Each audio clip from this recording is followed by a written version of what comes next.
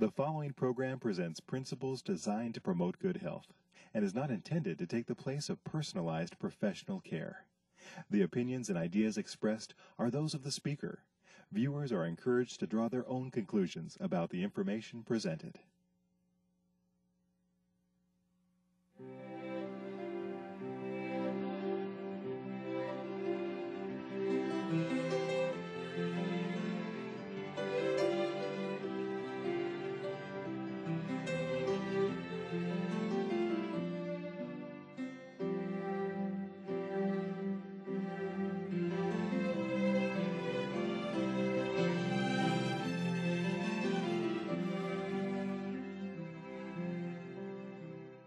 Welcome to Health for a Lifetime. I'm your host, Don McIntosh. We're glad you're with us today. We're going to be talking today about arthritis. And Dr. John Clark, an orthopedic surgeon from Maine, is with us to talk about this. You've been practicing about 5 years in orthopedics. Do you see a lot of people with arthritis? Oh, I do. A lot of people come to me with that very diagnosis. And so they come, they're hunched over, they're like, you know, my uncle was saying once, and it's not really funny, but it's kind of graphic. He says, who's that person sneaking in here? You know, they are kind of hunched over. It almost does look like they're sneaking in, if you will, but it's really because of the arthritis. That's right. It's quite crippling and causes deformity. People will get bow-legged or knock-kneed as they get older. And the CDC has designated arthritis as one of the leading causes of disability in America. So Centers for Disease Control, CDC, That's says right. this is a leading cause for disability. And what are the statistics about it? What's, you know, give me the numbers. About 20% of Americans have been diagnosed with arthritis. But there's another 10% of Americans that have it but have never been to a doctor to get that particular diagnosis. Is this, you know, this is watched around the world. Is this just an American phenomena, or is arthritis something that affects other cultures as well? Arthritis has become so prevalent that they've designated the decade from 2000 to 2010 as the Bone and Joint Decade, to raise awareness about arthritis around the world because it is such a worldwide problem. Now, I can't help but think that you're probably going to share with us that there's some way to prevent arthritis from developing to begin with. That's right. If we couldn't prevent it, I guess there wouldn't be a whole lot of reason to talk about it, would there? Yeah, we just say, hey, we give up. Right. Well, there's a couple things about joints that are important to think about when you think about preventing arthritis. Okay. Number one is circulation, and number two is elimination. The circulation is getting the blood to the joint and the blood away from the joint. And elimination has to do with removing the metabolic products from the joint as they build up so that they don't stack up and cause trouble. So circulation, circulation, circulation. Oh, that's right. That's exactly right. Anything else? Well, as you think about circulation, there are several factors that affect circulation. And number one is how much water you drink. If your blood gets too thick, you won't be able to circulate it. And so water is very important. Now, the water not only is circulation in the blood, but water has to circulate to the joint. Apart from the blood, it has to soak in and soak out. That's because cartilage has no blood supply. Maybe we can put up our first graphic here where we talk about that the blood supply to the joint is dependent upon blood flowing by the joint. So is this the knee? This is the knee. The green part of the graphic are the bones. The pink along the side there is a vessel that I've drawn very large, and at the top you see a blood cell. You see the blood cells come flowing by the joint. Nutrient has to soak across the blood vessel, across the joint capsule, across into the joint space. Some people talk about having water on the knee. Well, everybody has a little bit of water on the knee. The water on the knee then has to soak into the cartilage, and that is one of the few ways that cartilage can get nourished. And then the waste products have to soak back out, we call it diffusion, out of the cartilage, back across the joint capsule, and then back into the bloodstream where they're taken out through the kidneys. Well, I always thought that a vessel was kind of a little bit more firm than that. I didn't think of things leaking through and leaking back in, but that actually happens. That is the way you get nutrition to all your tissues, is that the blood cell flows down the blood vessel and it squeezes off nutrients as it goes through a capillary. Those nutrients cross across the blood vessel wall and then into the tissues. And so for arthritic people, they're not having this type of soaking. They're not getting what they need in, and they're not getting it out. That's right. Okay. Nutrition's not getting in, and waste products are piling up inside the joint. Okay, so we need water. Then what else do we need? The next thing we need is exercise, believe it or not. Exercise is important for the joints. If you don't use them, you tend to lose them. And then nutrition is very important. Okay, so water, exercise, nutrition, and the solution to this pollution is dilution, you're saying. Well, there you go. That's a good way of putting it. Okay, back to water. Anything else you want to tell us about why water is important? Yes, the cartilage is kind of a spongy material.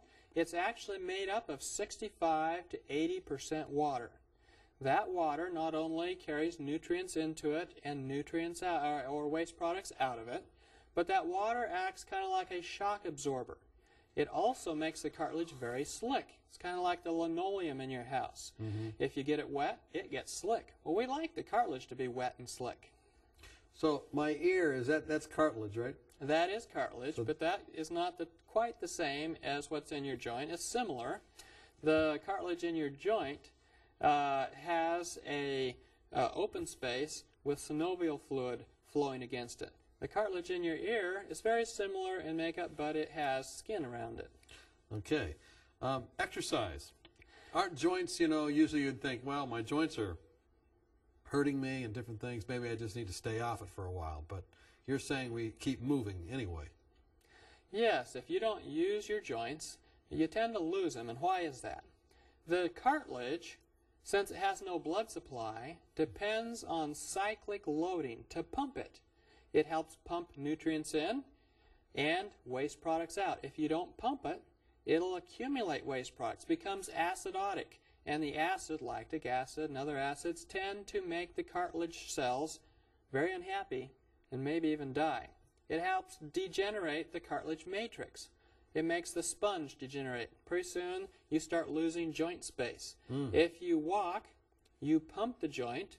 If you walk, you keep more oxygen coming in your system to get to the cartilage, and the cartilage is much, much happier. Okay, so walking can kind of squeeze stuff in, squeeze stuff out like that. That's basically. right. We've talked about exercise, nutrition, and all these different things that maybe could prevent, but I've heard that arthritis is sometimes autoimmune. There's an immune element to that. Is that true? That's exactly right. There is autoimmune arthritis. And you're not talking about those in this, or are you? We are talking mostly about osteoarthritis, but some of the principles that we cover in nutrition will also affect the arthritis called autoimmune or rheumatoid arthritis. Okay, so even if you have rheumatoid arthritis, you should be out there walking and doing all these things. Don't just give up. That's right. Okay, I've heard, it's the old saying, you are what you eat. You've talked here about water, you've talked about exercise, but what about nutrition in arthritis? Nutrition is very important for your joints. I'd like to talk about foods in 5 different categories as the way they affect your joints. Okay. I like to talk about foods that are refined. Okay, refined foods, what do they do?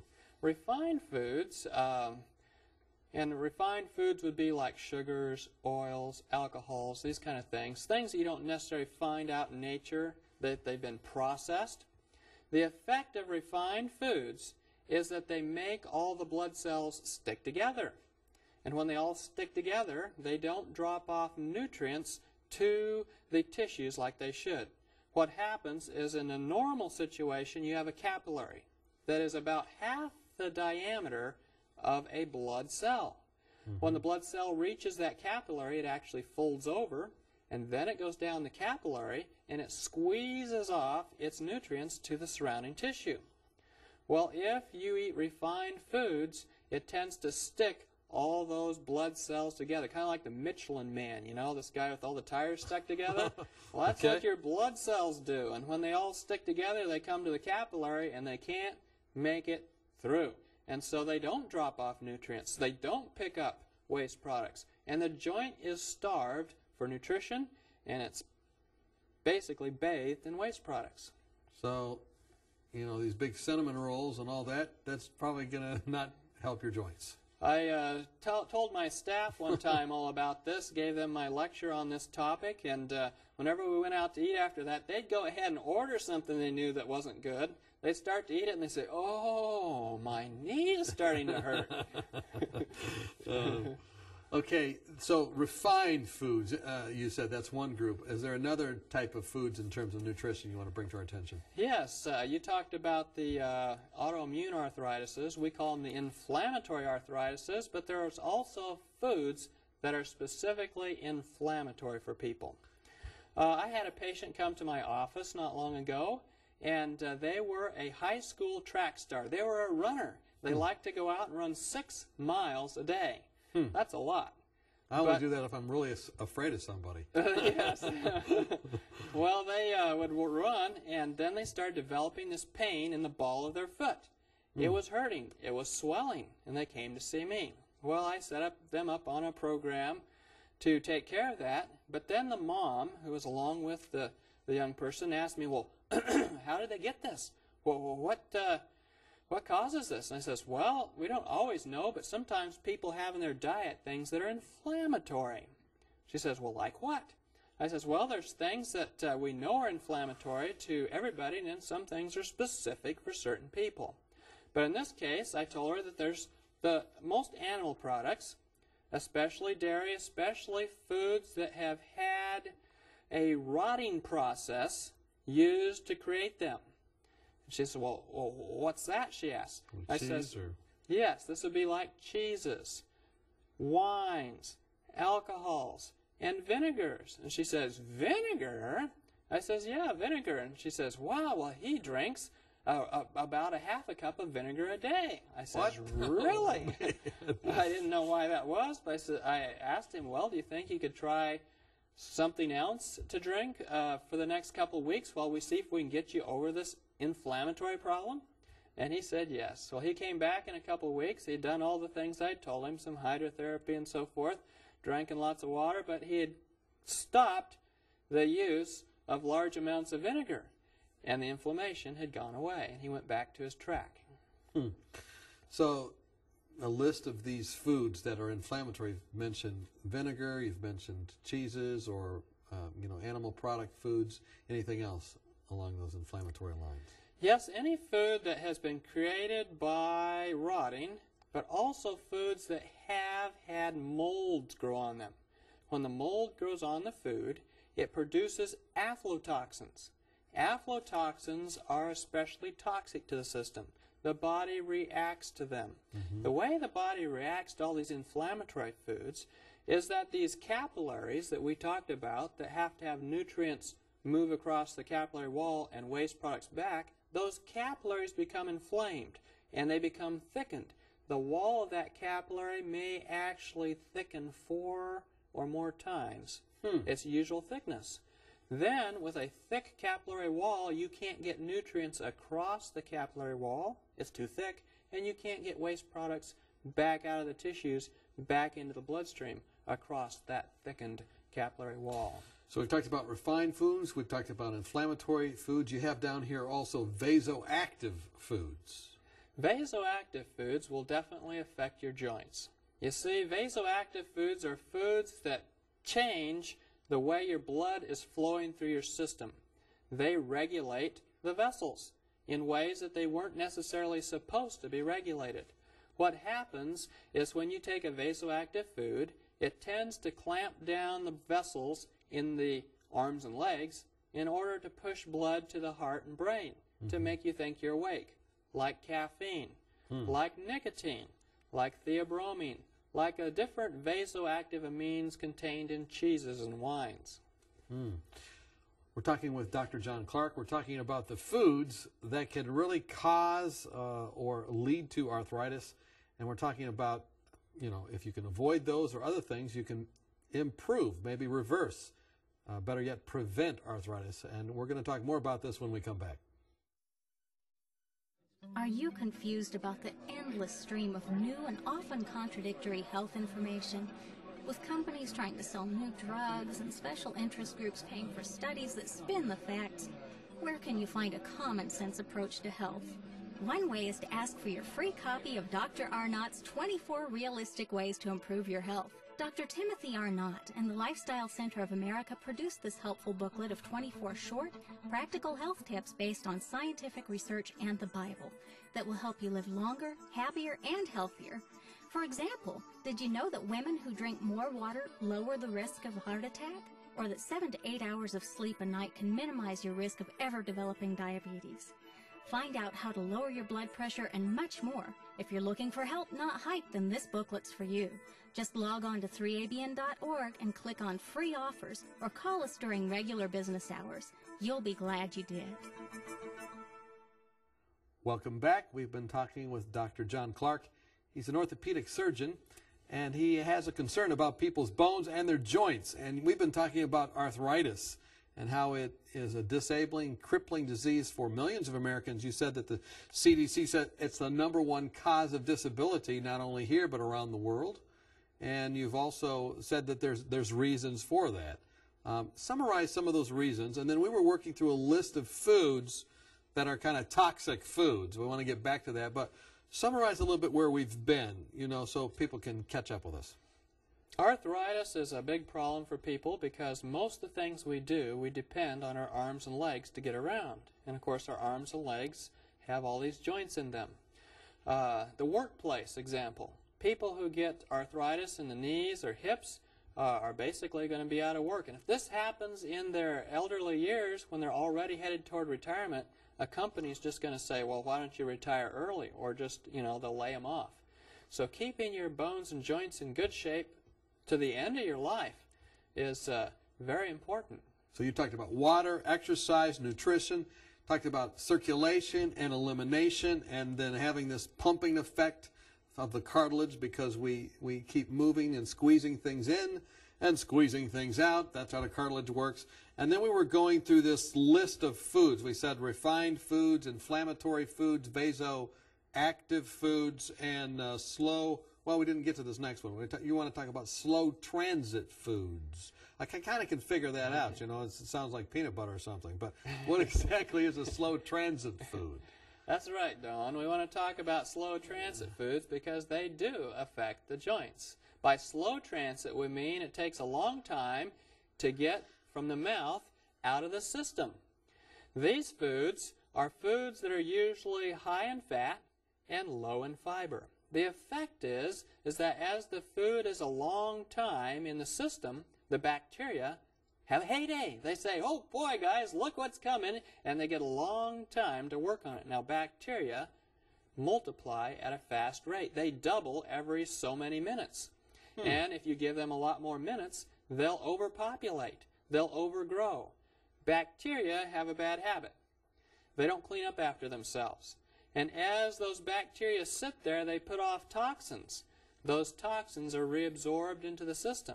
And they do all the things we've talked about so far, just like the refined foods, the inflammatory foods, and all the foods that cause trouble for the joints. They create rouleau or hypercoagulation, they create inflammation, and they act in the same vasoactive way as the vasoactive foods with those toxic mediators. What's more, since the food sits around so long, the body, what isn't sent out right away, tends to sit there and reabsorb some of these things you were trying to get rid of. And so the body has all this accumulation of waste products and bacterial toxins. So slow transit foods would be like things that are high in fat, they don't move through quickly. That's right. What are some other slow transit foods? Slow transit food is anything that's usually high in fat and low in fiber. You look at fast foods, usually they're no fiber and lots of fat. So like French fries, 70% fat, they just hang out for a long time. That's exactly right. Other foods that hang out for a long time are animal products, usually high in fat and no fiber. Animal products are the favorite food of bacteria too. And so they have a heyday on this. Other foods, anything that's usually deep fat fried, foods that have been refined. And that goes back to our refined food list. People in America usually have about a 72-hour transit time, whereas people on a high fiber diet from some of the other countries where refining hasn't become the habit have a less than 30-hour transit time. And they have less osteoporosis in those countries? And less low back pain too. And less arthritis. That's a very stimulating thought to think. You know, usually we think, well, the food's out there on the table, better cover it up so the flies don't get on it. But we don't often think about, hey, you eat certain kinds of food and they go through slow, and you've got all these little bacteria or little flies in the body that get on it as well. That's right. Wow, that's fascinating. Now, plaque-forming foods. We usually talk about plaque-forming foods as being related to, you know, the heart and all those different things. But how are they related to arthritis? You know, the other day I put up an x-ray, and I was looking at it, and there was actually more calcium in the blood vessels in that x-ray of a leg than there was in the bones, because of all the plaque that had formed in those blood vessels. And I've seen a lot of patients who came in because they were diabetic, or they were otherwise they had been smoking or something, and they had developed these plaque, and they were losing their limbs. They had to have amputations. Well, this process also affects the joints. You see, if the joint can't get blood by it, then it can't get nutrition, and it can't get rid of its waste products. So plaque affects joints the same way it affects your heart, same way it affects strokes and brains. It affects the whole body. Refined, then, foods, inflammatory foods, vasoactive foods, slow transit foods, and plaque-forming foods. Plaque-forming foods, and those foods are foods that are usually high in fat, high in cholesterol, high in trans fats. Any food especially that has had oils that have been superheated, these foods are especially plaque-forming. The worst, of course, are foods where cholesterol has been mixed with air, such as ice cream, or even pancake mixes where eggs have been dried and put in the mix, so all you have to do is add water.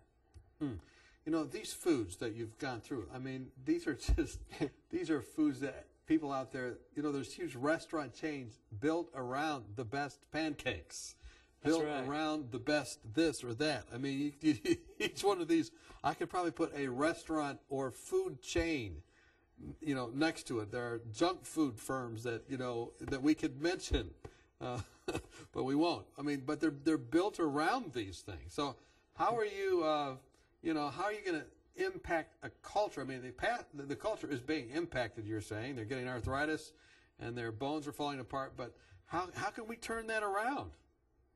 Well, we got to get everybody back to the garden. That's where the food is the best. The closer you can eat to the garden, the better off you'll be. If we think about each of these areas that I've talked about, the refined foods and inflammatory foods, slow transit foods, vasoactive foods, and plaque-forming foods, if you eat food from the garden, you will combat all those problems. Refined, if you eat nice leafy greens and you eat your beans and your rice and your grains and you eat everything close to the garden, you get your fiber with the food, and you end up with more nutrients. You know, people that eat lots of meat have to be very careful that they get all their nutrients and their vitamins. Those are very important for the joint as well. Now, when you think about this, like the oils, people who are on refined oils tend to eat a lot more oils that are omega-6s or saturated oils. People on a vegetarian diet tend to have a balance between their omega-3s and their omega-6s. Omega-3 oils have been shown to help the blood flow easier, to be anti-inflammatory for the joints, and also to be good for a lot of problems that are caused by oils that are too saturated. It's a better alternative. So we're moving from foods that we have to avoid to things that can help us. Yeah, when you talked about all those restaurant chains we might be, you know, in trouble with, I thought we better move to good food. So you said there are actually top things you can do that are actually good that can turn things around. One thing you have listed here is the nutrition, which you're talking about now. Yes. What about water and all these other things you have listed? Because the joint is made up of 65 to 80% water, if you dehydrate the joint, it's going to start squeezing down. The cartilage is going to get flatter. But if you start drinking a lot more water, it helps the joint because it washes out the inflammation, it washes out the waste products, and it helps the joint to recover its ability to take on nutrition. Mm-hmm. The more water you can drink up to a point, the better off you are for your joints. We always tell people drink 8 to 10 glasses of water a day. Okay. We've always talked about other parts of the body that helped, but it's especially important for the cartilage. Exercise? Exercise. You know, the best exercise people can do is to go walking outside in the open air. You get this negatively ionized air, fresh air, and it's actually better than running. If you walk, the level of oxygen in your system is much higher. And that oxygen also helps with the blood flow. The walking helps with the blood flow. The walking helps pump the cartilage. And you're out where you can let your stress go. You can think about wonderful things like God made all these trees, and you know, the sky is blue, represents His love for us. There's a lot of things you can think about as you go outside and walk that actually help you in ways you may not be able to put a mechanism to. Arthritis, most debilitating thing, it can be, what you're saying, is avoided and perhaps in some ways reversed. That's exactly right. I had a babysitter for my kid when I was in school who was in her 70s, and she had bone-on-bone arthritis. That means you'll never recover the cartilage. But as long as she was on a good diet and she made sure she avoided certain foods that were particular to her, she could walk up and down the mountain behind our house with no pain. If she ate a junk food diet, she'd be crippled up in no time at all. She had figured out what would work for her and had put herself on a good diet. We've been talking with Dr. John Clark. We've been talking about arthritis. We're thankful that you're with us today. Thank you for taking time from that busy practice and your wife and your family. And we're also thankful that you've been with us today. We hope that you've discovered some things that can help you know how to help people that have arthritis, help you not get arthritis yourself if you don't have it, or if you do have it, figure out how to find those toxic foods. Maybe you're drinking a cup of vinegar a day, like our one example, or whatever it is. And to reverse that, replace it with positive foods. We're glad that you've joined us. We hope that as a result of today's program, you and your joints will have health that lasts for a lifetime.